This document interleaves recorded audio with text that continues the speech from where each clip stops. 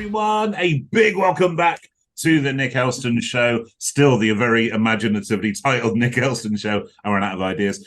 Season 7, go figure, who thought it? Episode 1, and what an episode to bring you today. I have the wonderful Dennie Smith. Give it up! Woo! Hello, Dennie. Hello. That's a good intro, isn't it? You're very welcome, and much deserved as well. You're the champion of geeks, as we'll get onto now, and champion of nerds. And as all of my audience know, I'm very much a kind of a nerd in lots of different ways, which we'll probably go into as well throughout this. And I was just saying before we hit record, you're one of the few people, if not the only person I've ever invited on that I've not actually met before. But your story just really resonated with me. So before we get into all of that, I guess tell us who you are, where you're from, and what you do.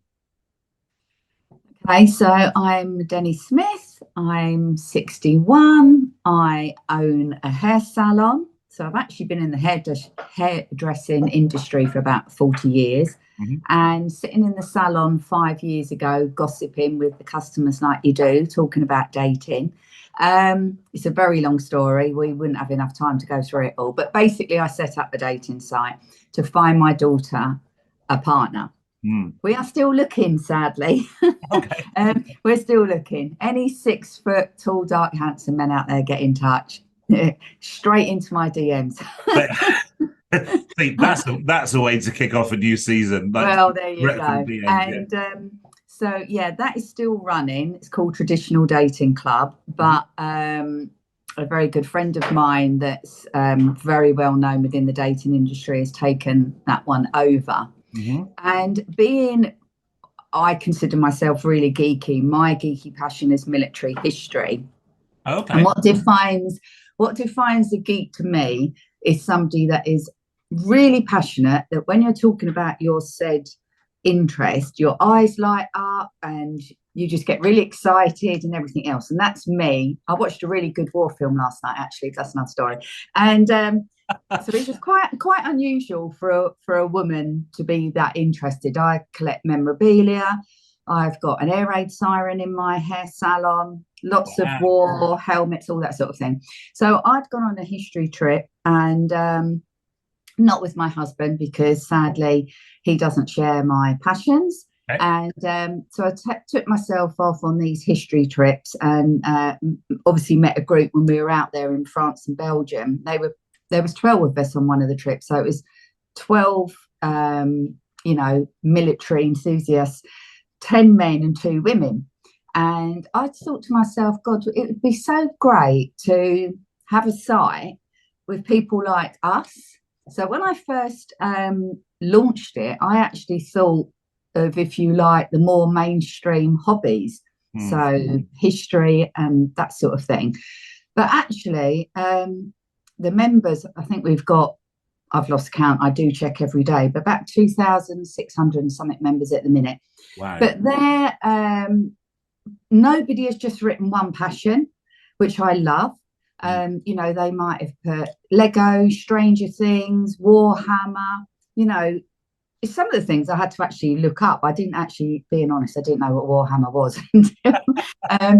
And what's lovely in the groups, we've got groups on the site that you can create your own group, and about 5 members have created their own groups. We've got, I think, 50 groups on there at the minute. So anyone can come on and just create their own group.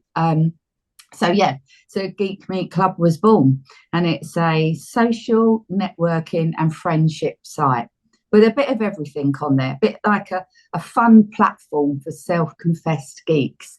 We've got quizzes, online events, offline events, groups, blogs, and you've got me on there every day starting a conversation about something. Love that. I'm definitely going to have to check this out, because I said that I've got nerdy in quite a lot of different directions. I love things like Terry Pratchett and Discworld, and I love these new kind of pop figurines kind of thing. That's new in my collecting pop figurines, and just lots of you can add it all. And I'm a big gamer as well. I think actually this is kind of where it really resonated when I first started to kind of see what you do online and all the press that's been written about you and stuff. I think actually it was the gaming community that really I started to kind of link that to, because my work in that space, and also the tech space as well, when it comes to things like mental health or self-esteem or confidence, it's huge, isn't it? You have amazing people that are amazing at what they do, but very often it's trying to kind of project that into the world to be quite different. And they're alone. Yeah. Actually, one of the groups we set up, I've got a fabulous lady, Sarah, that I found on LinkedIn. And she heads this group, which is we called it the Quiet Collective. So you can go in there if you are a bit of an introvert or something and ask a question, and she will post for free her valuable insights and advice.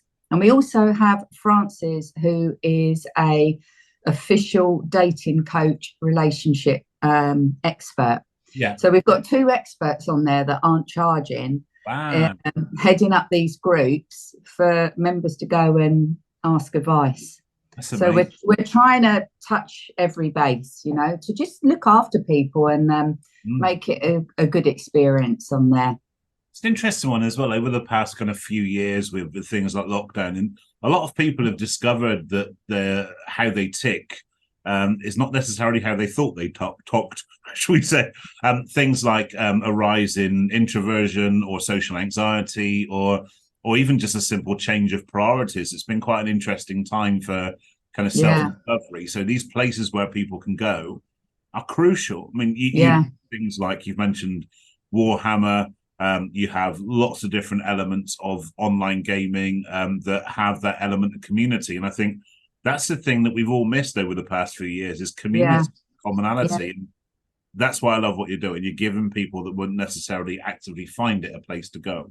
Well, I'm trying to do an all-in-one safe haven, because obviously people have said to me, well, you've got a Facebook group, but you have got a Warhammer Facebook group, but a lot of them, how secure is your data, how private is it?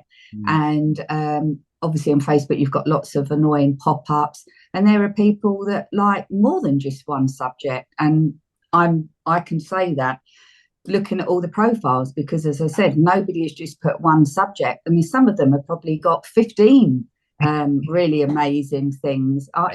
Military history is at the top of my list, but I also love fantasy, Stranger Things, loads of reading, loads of things. So yeah, the list is endless. I love this. And also as a Trekkie as well, I'm sure there should be a few Trekkies in there too. So. Oh yeah, got that. Right, I'm having a hot flush. That's my age. Oh god. So I guess that what we like to explore on this show is the person behind all of the kind of the media and the visibility. Tell us about kind of baby Dennie. What was life for you like growing up? Family, education, home life, where you're from, that kind of stuff. Oh well, interesting. And I don't want one of these sob stories, but yeah, I'm one of those on a council estate, the eldest of 5 girls. My mum had been married 4 times, or has now been married 4 times. Bit of a what you call a turbulent childhood, and no disrespect to my mum at all, but I didn't want to just be somebody that didn't work or stayed at home. I really wanted to do business studies. I was just always had that sort of mindset. I would love my own business. In fact, I always wanted to have a fleet of hotels.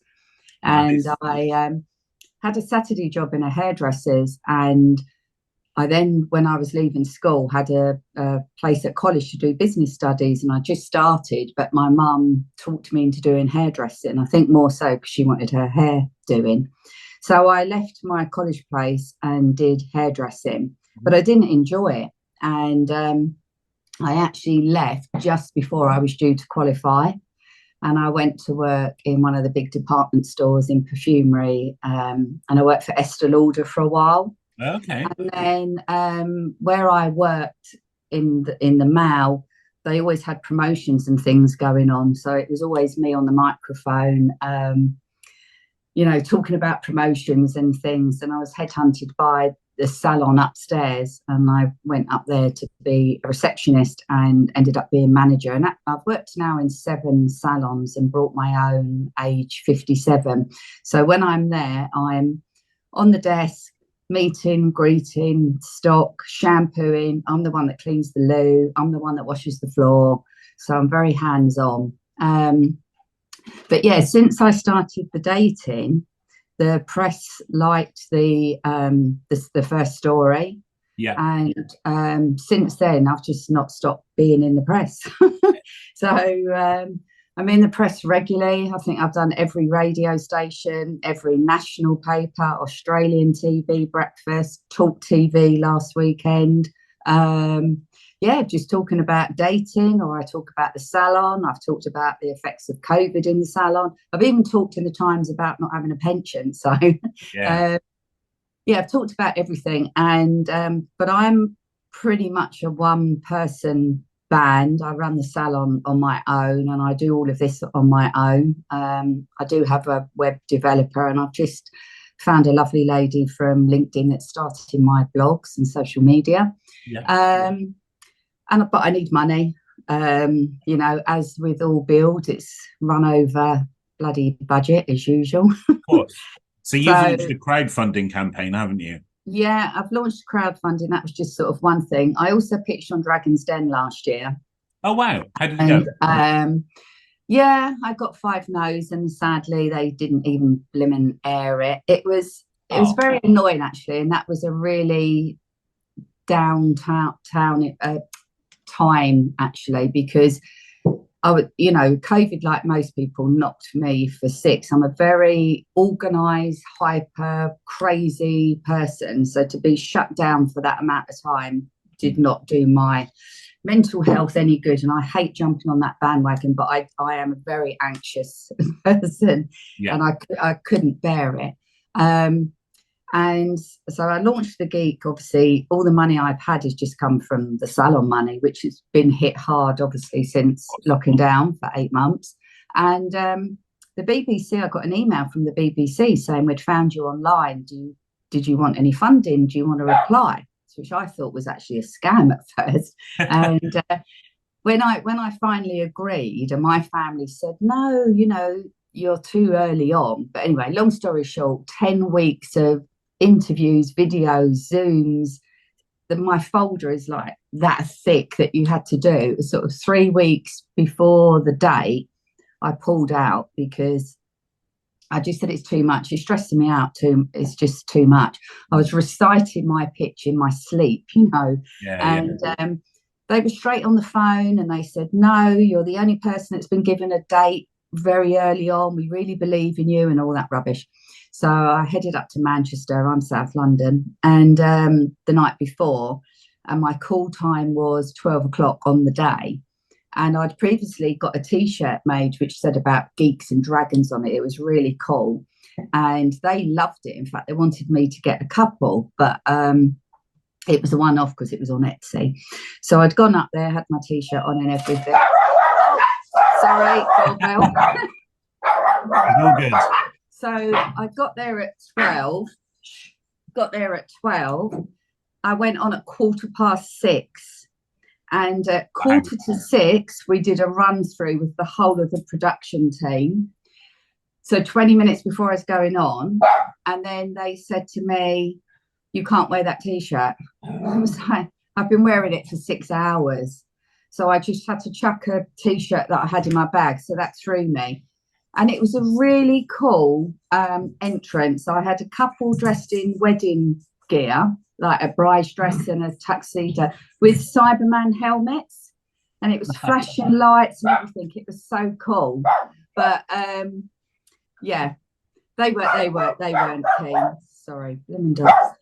Oh, as a dog owner myself, I absolutely get this. Don't worry about it. It's fine. We keep it real on this show. Yes, real. Crazy house. Yeah. So basically, Peter looked very bored. He was out within seconds. Tuka said, you've done well to get this far, but I wouldn't invest in dating. But obviously it wasn't just dating. And the 2 ladies, yeah, they were quite pleasant, but I came out of there and sobbed. Yeah, and I think I cried for about 2 weeks because I did my pitch so well. But I thought, you know what? If it's on the telly, it's great PR. Yeah. And I waited 10 months and they kept telling me it was in edit. And then it got to December. And I said, the show's starting in January. Oh, sorry, you didn't make the final cut. So I just think, I just went for a whole year, basically, of stress. Sure. Thinking about it for nothing, really, for nothing. You mentioned the PR that you have had, though. Where did that come from? Was it a case of you putting out a few feelers, or did people reach out to you just by hearing things online? Or for the what? Sorry. For the PR that you have had, the coverage you've had through, you say Australia. Oh, I see. I actually read your piece Wells online, so yeah. Well, but for a bit of everything, really. When I first started, I had a PR lady who was great, and then when obviously COVID started, I couldn't afford her anymore, and I joined a group, a Facebook group, which is full of journalists. So I've got a bit from there. But now the last 2 pieces I've had, they've come directly to me. They've just messaged me or found me online. And once you've done one, and without being funny, if they like you and you turn up on time and you everything else, they'll come back to you. Yeah, absolutely. So I've built up quite a good trust with journalists now, so they quite often come to me, or I've got some lovely friends that will tag me. You know, I'm tagged on Twitter or something, or they're ringing me, quickly do this or do that. But I think I've been on Jeremy Vine's show, although via Zoom because of lockdown and whatnot, 3 times. Wow, very cool. Yeah, and I have been in the studio with him as well, but so I've done, you know, I think to myself, if nothing else, if I sort of quit tomorrow, I'd think I've had a real blast the last amazing. I mean, the last few years, you know, doing a self-confessed anxious person to I know into a live TV situation. I know. Yeah, I'm quite proud of myself now because I think I've done a lot. I mean, even going on the history trips, you know, getting on the ferry on my own and going there and that. So although I have a huge family, I've got 4 sisters, I've got 4 kids and everything else, but I tend to do a lot of stuff on my own. I just do because not everyone agrees with me and my crazy ways. So, but at least you have the courage to kind of follow that through yourself, because a lot of people sit on this stuff, don't they? And if it seems a little bit off piece, but I guess that comes back to where the reason why you do what you do anyway is because we don't all think and enjoy the same things. And you've given people a place to kind of share. Them. Well, I'm very much of the belief as well that nobody's more important than me. We're all equal in that sense. And we all die. We're all going to die. So if you want something, get it. And I'm not a spoilt brat, but if I want something, I will bust a gut to work for it and get it. Because I teach my kids this. No one's going to knock on your door. No one is going to come and say, here you are, here's the money, here's this. Go and get it and go and do it. So I'm a bit old school like that. Good for you. But yeah, not saying it's not exhausting, not saying I don't text someone and say I'm quitting, I've had enough, because it's mentally and physically exhausting at times, you know. Absolutely. And you get in a real panic, and sometimes it's what I find overwhelming at times as well as the responsibility. And I take everything personally. So if somebody left the site, I'd be panicking. Oh, why did they leave the site? What is it? And I've got to try and stop that and think, look, you haven't done anything wrong. They just don't want to be on it anymore, you know? But I think there's 2 things that are tough there. I mean, a previous guest from a previous season actually said that self-employment's great. You get to choose what 18 hours a day you work. So I think there's that element for sure. But I think you're right. I think, so interestingly, I'm not on Facebook or Instagram or Twitter. I'm on LinkedIn. That's how we got in. And I guess, if I'm honest, that's the mental health protection thing, that it's not always a great place. I mean, even just with the volume of notifications, you'll understand this, as your stock rose, your profile, your visibility rose. And I found the same it's massively overwhelmed by all the constant notifications. But then when you throw in that kind of forum element of having to not just support, but safeguard a community as well, how has that kind of worked? How has that played out for you? Have you found it kind of self-policing in terms of any toxicity or trouble, or have you been fortunate not to have that? What you get out of it is the unexpected. I guarantee you will find something out about yourself. I got up and stood and said something, and I would never have done that before. Find Your Voice Live is our flagship event where we cross the boundaries of personal development, mental health, transformation and public speaking.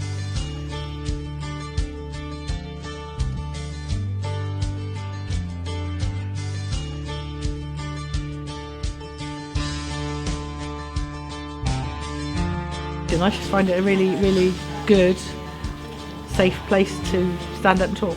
So great at firing people up, but in a way that's on our own terms and what works for you. So I've been invited to a lot of stage talks, a lot of exhibitions, and I felt like I needed to sort of improve on the way I sort of portray myself and come across during these talks. One of the biggest things I think is the use of storytelling, but also how we can influence people through taking them through a journey of different emotions. And give my own presentation style, my own speaking style, a little bit of oomph. It gives you so much more confidence. It shows you that, you know, there is nothing to be worried about. It's just, yeah.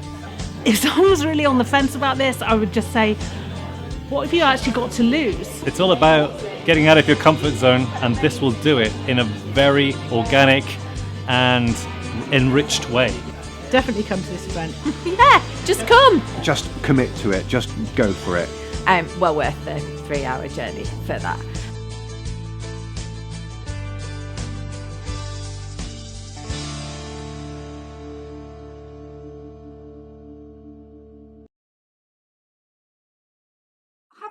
I don't think I've had real trolling or anything. I mean, I'm checking dating profiles, honestly. So I've seen my fair share of willies, trust me. I'm checking that. This is a hell of a way to kick off season 7. I love this. I am literally checking those every day. That's my job, 6 o'clock every morning for the past 5 years, even on Christmas Day. So I'm used to stupid people posting silly things and all that lot. But my downfall sometimes is I should shut up, but I can't. So if someone does annoy me, I have to reply. I have to. And I know the best thing is to just delete and move on, but I can't. But I think I do it in a sarcastic, diplomatic way. I try. I just can't. So the assassination approach as opposed to the punch in the face, that kind of thing. Oh, I have got a hit list, and people think that's a joke, but no, I've got a hit list. I can quite believe that, actually. I could go. Yeah, I have. I've got a lot of people that have wronged me in business, and I've got a list. And but I've also got a lot of people that have really had my back, and I say to them, I will never forget, and you're on my good list.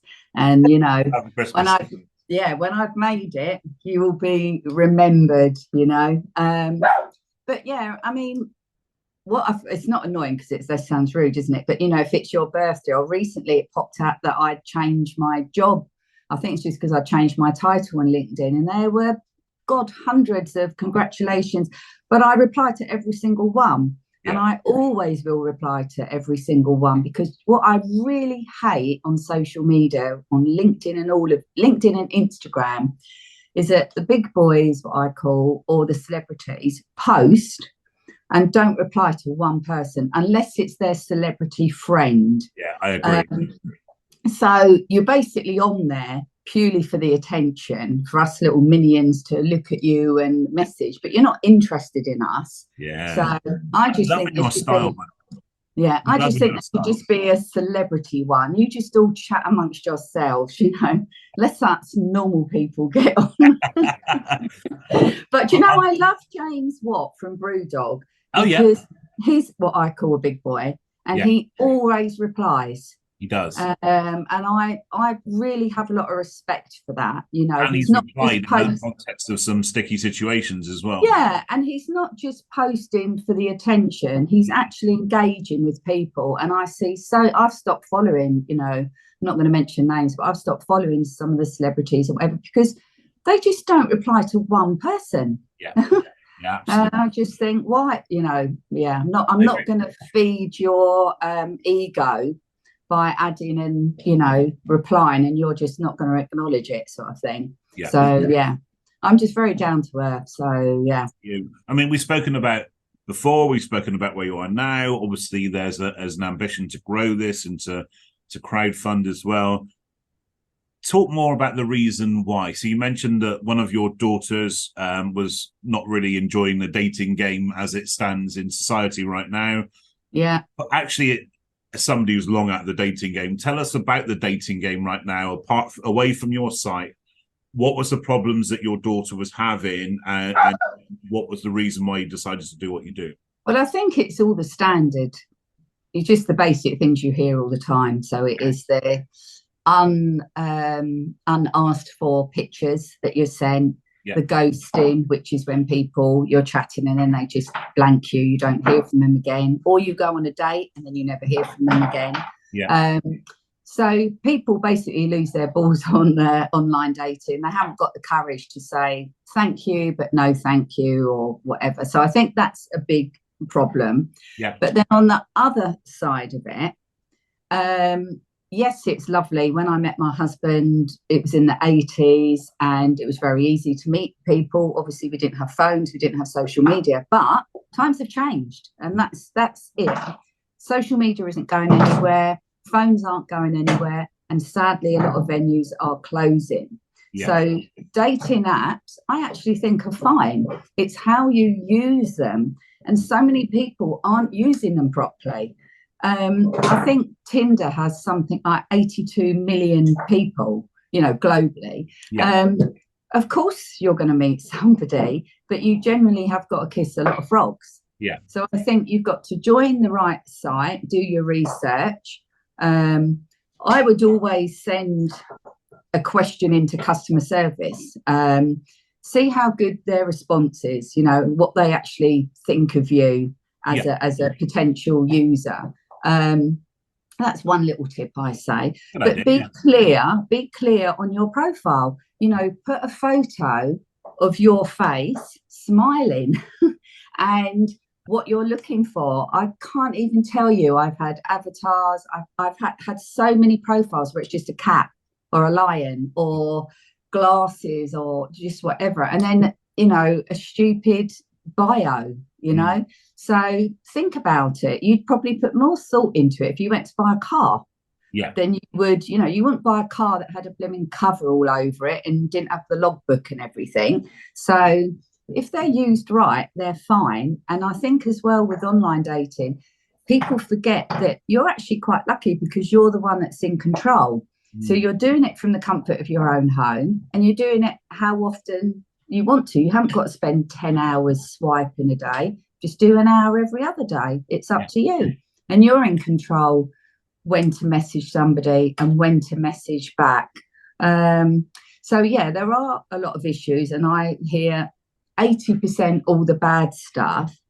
But I just know that people aren't using them properly. And although I will say a lot of the mainstream sites are full of fakes and spammers, which does really annoy me because there's no excuse, because they've got the money. They've got the power and the money to completely stop that. I've joined tons of sites, and I joined one of the big sites and I took a screenshot straight away. There was Boris Johnson was one of the profiles. There was a headless man. It was just literally his neck down. There was another one. It was a hand just holding a coffee cup. These are actual profiles on the site. They shouldn't even be allowed on the site because you're just wasting my time. So and that's actually Boris Johnson. But that does, exactly, So I would love to have gone out with Boris Johnson. Oh, good old chat. But put the worlds to right. God, I'd love to be Prime Minister.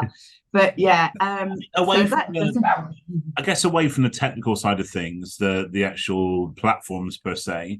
Am I right in saying from memory, my memory isn't the best, from the article that there was also maybe kind of like cultural etiquette kind of things that weren't really appealing to is it Laurel, your daughter, that was things like chivalry, as it was, that kind of thing? Or how much does that play a part also in the decision process? Well, I think sadly, a lot of what I call radical feminists have spoilt it for a lot of women because, you know, you see that even on LinkedIn, don't you? I did actually have an article in the Mail about that, and probably lost a few connections there, about feminism, because I think a lot of men don't know their place anymore. You know, they don't, you know, they want to be respectful, but they're worried that women are going to rebuff them, and they're worried about fear of rejection. You know, if they did something simple like offer to pay for a meal, I mean, to me, that's just being respectful and good manners. That's not saying, well, you're not equal to me and you can't afford to pay for the meal. That's literally just a nice gesture. That's it. I go out with girlfriends or my kids and I pay, you know, or I offer to pay. They're reading too much into it.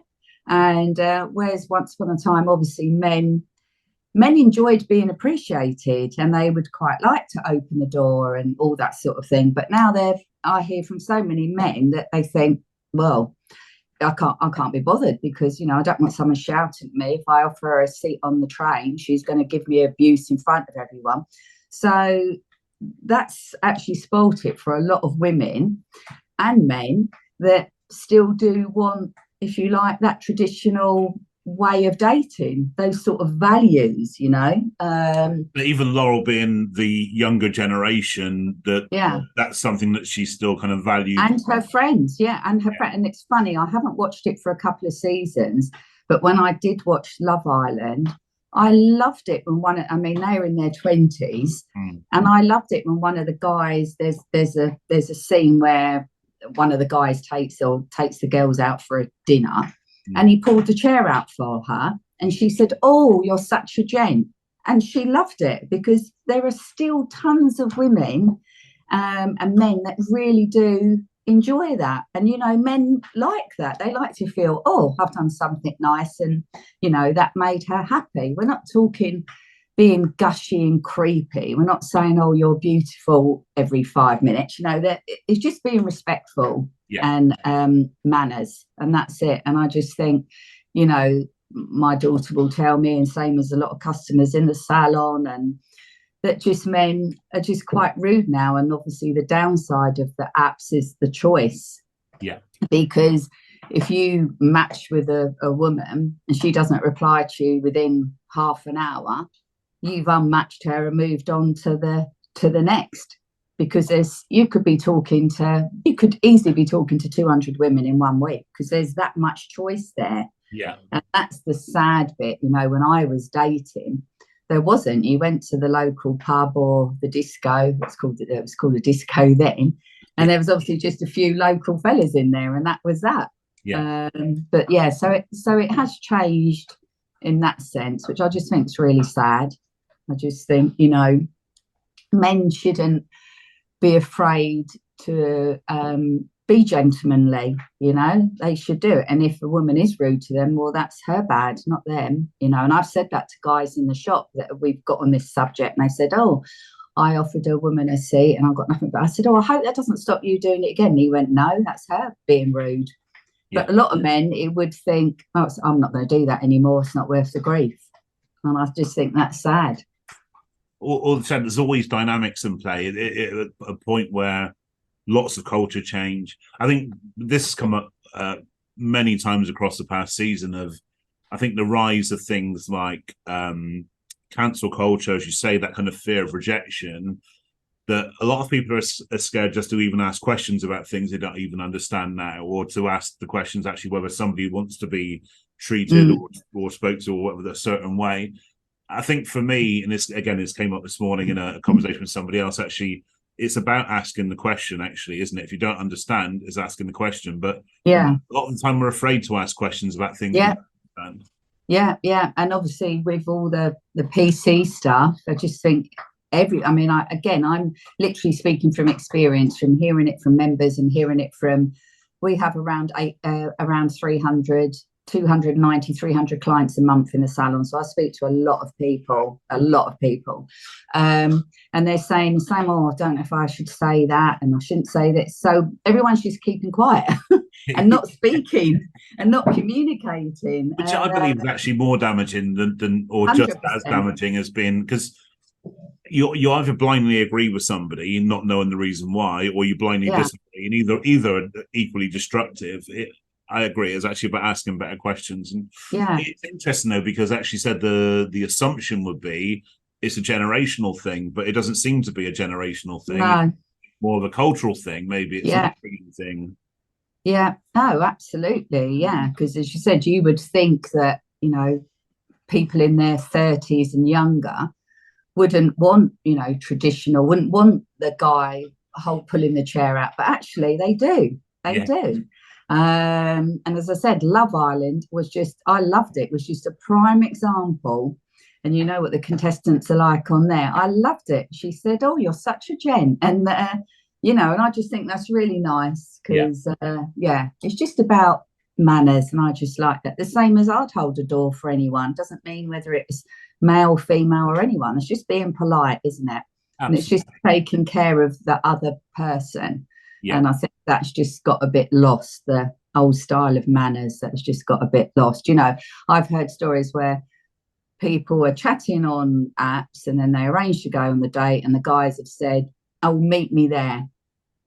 And, no offer of coming to meet the woman halfway or make sure she gets home safe. I know a lot of them are decent. I've heard obviously lots of stories where the guy has put the woman in a cab and got her home, and I've heard stories where he's just said, "Okay, night," and that's it. So it's just little things like that. It's not all about going out and the guy paying for everything. That's not what we're on about at all. It's just being respectful. Exactly. I don't think it is a gender thing. I think it's a human thing, isn't it? I think it's human to human engagement. I think that's what it's about, regardless of gender, sexuality, race, whatever the difference is. It's about, I think certainly, fueled by, not necessarily due to, but fueled by things like popular media and social media, there does seem to be a lot of compassion fatigue has set in. And I've noticed it this year more than I have recently. I think if you look at the pandemic, that there was a rise in compassion. There seems to be people looking out for people in a very different way, which was great, in a very positive way. But I don't know. I think maybe we seem to be suddenly live in a very passive-aggressive society at the moment. It's not as much very entitled, very entitled. Yeah. Same about all this working from home. Well, it might suit you working from home, but what about the boss that's paying the lease on the office and still paying all the bills for the office 7 days a week, or transport that are losing money because you're not going on the train, or the coffee shop that's losing the money? Everything has a knock-on effect, and I just think there's a lot of very entitled people out there at the minute, and that does make me mad, actually. I'm loving your insights. I'm loving your perspectives, and thank you so much for sharing them with us. I know it's going to resonate a lot of people. I think it also means that it sows the seeds of lots of different conversations and thought processes as well. So before I do let you go, I don't want to let you go, but if I've got to let you go, I want to let you go on this question. I am now the MC of the O2 Arena in London on your back step. I am 20,000 people in front of me that have all been there. They've come there, paid their hard-earned money to be there, just to see you. You're sat back in the green room, sipping a Prosecco. I call your name, your crowd goes wild, and your walk-on music kicks in. That song that motivates you, that lifts you, that gets you at peak state. Dennie Smith, what would your walk-on music be and why? Well, if I was going on to talk about the geeks, it would have to be the Star Wars opening scene. It would have to be, wouldn't it? It'd have to be Star Wars. But if you're talking about normal music, then I'm a jazz, funk, soul person. Nice. So it would probably be something like Rock With You, Michael Jackson. Oh, good tune. And what a way to kick off the season. So this, Dennis' choice and every other choice from season 7 will be available on a playlist at the end of the season. So stay tuned for that one. But what a way to kick off the final quarter of 2023 on the Nick Elston Show. Big round of applause to Dennie Smith. Yay. What an amazing guest. All the links of everything we discussed today, the crowdfunding page, the website, Dennis details will all be on the bio. So please to check it out and help and subscribe and all that kind of jazz. I will now be her biggest champion going forward. I think she's doing amazing for an amazing space. And for everybody else, please stay tuned. We have some amazing, truly amazing guests lined up for the rest of season 7. Please stay tuned, hit subscribe, like, and all that jazz, whatever it takes to get you back here next Monday. In the meantime, have a great week ahead. Take care, stay well, be happy. Cheers, guys. Bye-bye. Bye. Bye.